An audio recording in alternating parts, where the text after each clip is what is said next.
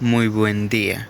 Nosotros somos el grupo número 2, conformado por Dayan Michel Suárez, Camilo Gutiérrez, Kevin Mauricio Barón y quien les habla Edwin Camilo Betancourt. La temática que se nos ha asignado en este folleto fue la tasa de cambio, su definición, tipos, importancia y relación con la administración de inventarios. Primeramente encontramos la definición de lo que es la tasa de cambio. Encontramos que la tasa de cambio también es llamada tipo de cambio. Esta es la relación de valor que existe entre dos divisas. O en otras palabras, es la referencia en unidades de moneda nacional que deben pagarse para adquirir una moneda extranjera. De igual manera, esta representa el número de unidades de moneda nacional que se obtiene al vender una unidad de moneda extranjera. En el caso de la divisa colombiana, se expresa la cantidad de pesos que se requieren para pagar una unidad de alguna moneda extranjera, utilizando como divisa base el dólar, porque pues es la divisa más utilizada en Colombia para la transacción con el exterior.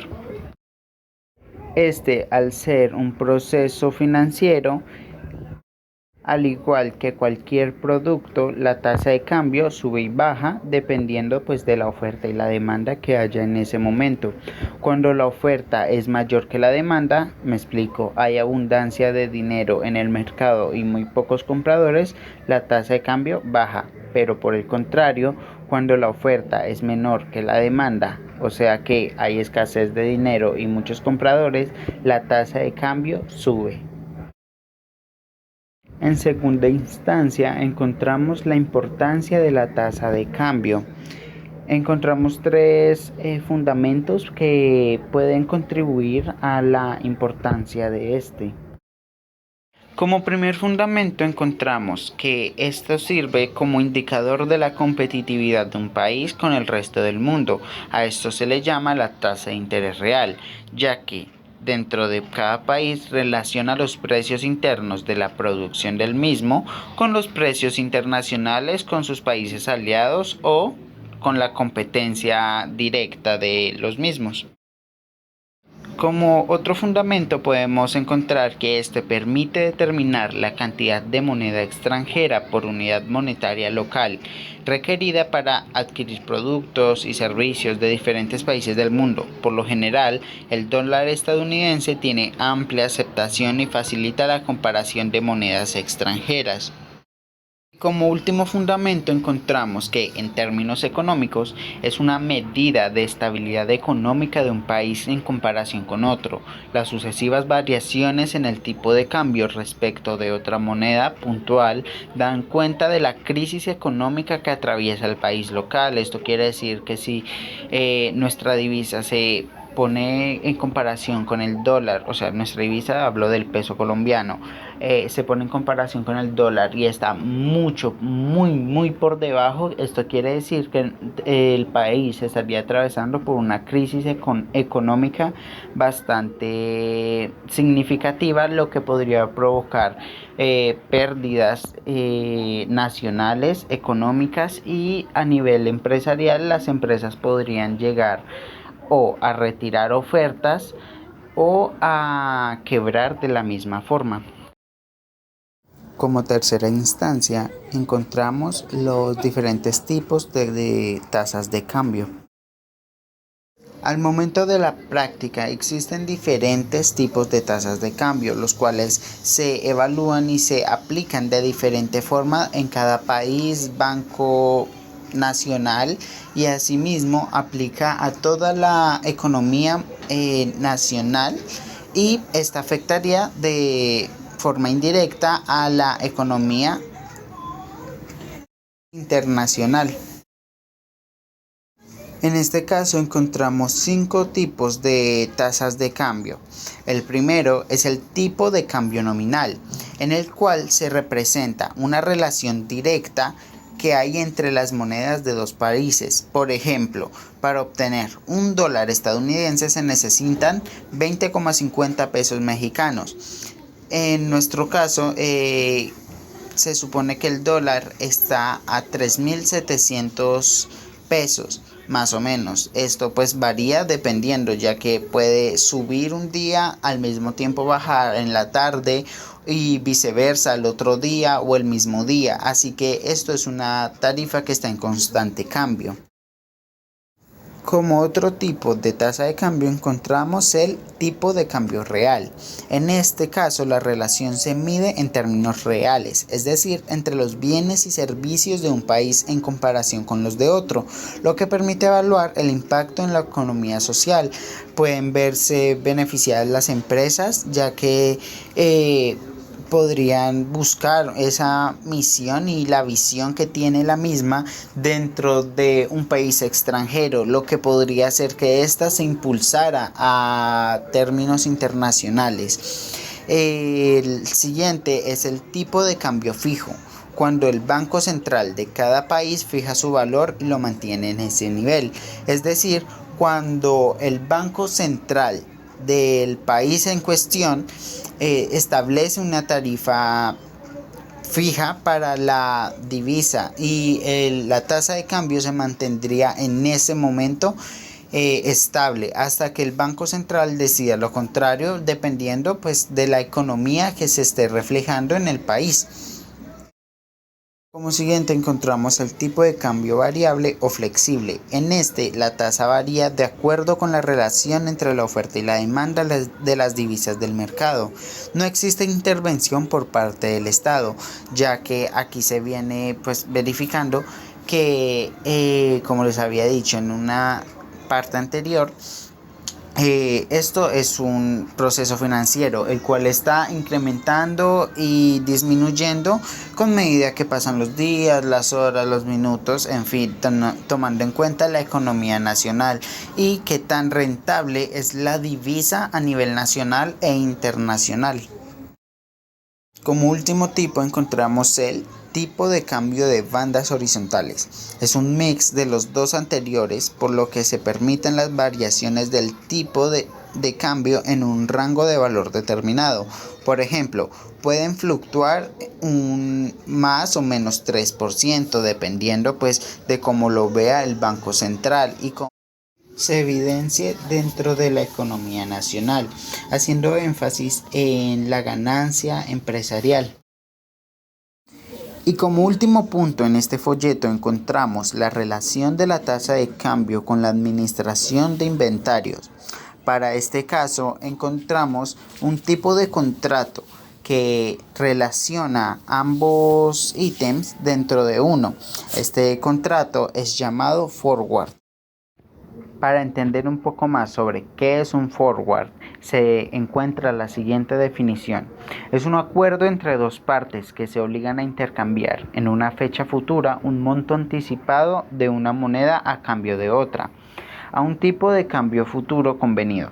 No hay desembolso al inicio, el cual ocurre en la fecha de vencimiento posterior cuando se concreta el intercambio de las monedas al tipo de cambio pactado o el diferencial. El propósito de este tipo de forward es gestionar el riesgo que se genera por la volatilidad del tipo de cambio entre la fecha del contrato y la fecha de su liquidación.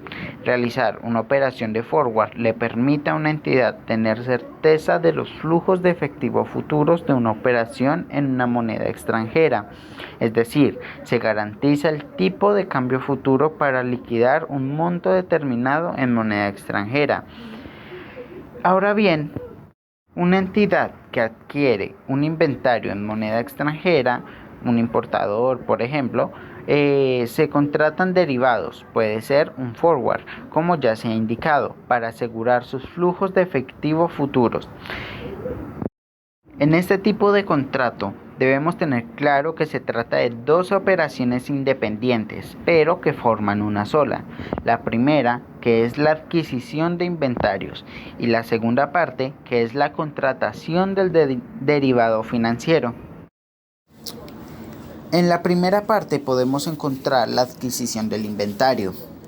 Bueno, aquí los inventarios se reconocen en el momento en que simplemente se ha transferido a la entidad su control. Una empresa no puede tener en su inventario algo que no tiene físicamente, así que debe esperar a que el contrato haya cumplido con lo que requiere para poder incluir estos términos o estos materiales o este financiamiento dentro de su inventario. Estos términos están negociados y pactados en los Incoterms. Estos son los International Commercial Terms, lo que en español sería como los términos de comercio internacional. En esto también se reconoce que una entidad puede dirigir el uso del activo, obtener sustancialmente todos sus beneficios, así como la capacidad de impedir que otros lo puedan dirigir y obtengan sus beneficios. Y en la parte del forward o en la contratación del derivado financiero encontramos dos partes que pueden contratarse antes de adquirir los inventarios y asumir el control del mismo, o en el momento de adquirir o reconocer el inventario en los estados financieros o en un momento posterior. Primeramente les voy a hablar sobre antes de adquirir los inventarios o antes de asumir el control. Este forward se contrata antes de reconocer los inventarios en los estados financieros. En este caso, se pudiera aplicar a la contabilidad de coberturas. Según la SNIF 9, la partida cubierta con el derivado sería una transacción altamente probable, un presupuesto de compras, por ejemplo, o 2, un compromiso en firme. Aquí podríamos hablar de un pedido. La contabilidad de coberturas es voluntaria, obviamente, y esta tiene unos requisitos para su aplicación. Para esto se tiene que consultar en las NIF 9 párrafos, el 6.5.8 al 6.5.14 para tener un total entendimiento de este. El forward debe ser medido y reconocido, aunque el inventario aún no se haya reconocido en los estados financieros. Aquí la medición es por su valor razonable y deberá ser reconocido en los estados financieros, bien como un activo o un pasivo, dependiendo, contra los resultados o contra el otro resultado integral dentro del patrimonio cuando se aplica la contabilidad de coberturas. En este último caso, la parte que resulte ineficaz se contabiliza contra resultados y no se acumula en el ORI, lo que significa que es el otro resultado integral. Y en último caso tenemos en el momento de adquirir o reconocer el inventario en los estados financieros o en un momento posterior al contrato. En este caso, la partida cubierta será el pasivo en moneda extranjera asumido y reconocido, y no el valor del inventario. El derivado se contabiliza en los estados financieros como activo o pasivo. Esto es así porque tanto la partida cubierta, que es el pasivo en moneda extranjera, como el instrumento derivado, que es el forward, se encuentran reconocidos en los estados financieros y los cambios de valor se compensan en resultados entre sí, excepto en lo que respecta a la diferencia que surge de ambas mediciones.